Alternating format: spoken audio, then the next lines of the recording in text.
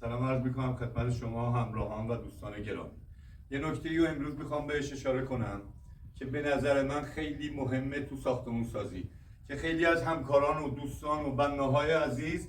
واقعا به این موضوع توجه نمیکنن. اونم شیب بندی قبل از ایزوگام کاریه که همین موردی که الان ما باهاش الان روبرو هستیم انجام دادیم، که این مورد باید قبل از اینکه ایزوگام رو ما انجام بدیم زیرکارمون دقیقاً اون شیبو داشته باشه، مثل همین قسمتی که الان ما انجام دادیم. یعنی اگه وقتی که آب و ریختی رو همین سیمان بیاد بره داخل کپشور، ولی خیلی از دوستان به این مورد توجه نمیکنن، یه سیمان الکی همینجوری میکشن، بعد مرور زمان به حال بعد چند سال از کاشی که نفوذ میکنه روی ایزوگام آب زیرش جمع میشه، به هر حال بعد یه مدتی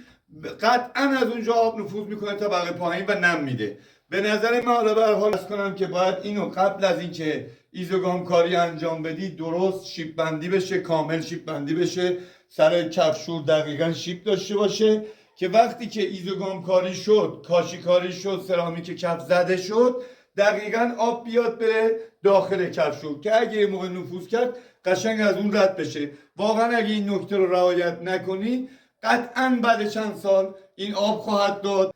نم میده سر ساختمون طبقه دوم، قطعا این اتفاق میفته. حالا به هر حال این نکته‌ای بود که امروز من باهاش مواجه بودم، گفتم براتون کلیپ بگیرم که به هر حال موقعی که ساختمون سازی میکنن، حالا به هر حال کارفرماها یا دوستان یا بناهای عزیز همکارامون این نکته رو رعایت کنن. ما رو فالو کنید، سابسکرایب، به هر حال ما هم انرژی بگیریم برای ویدیوهای آینده.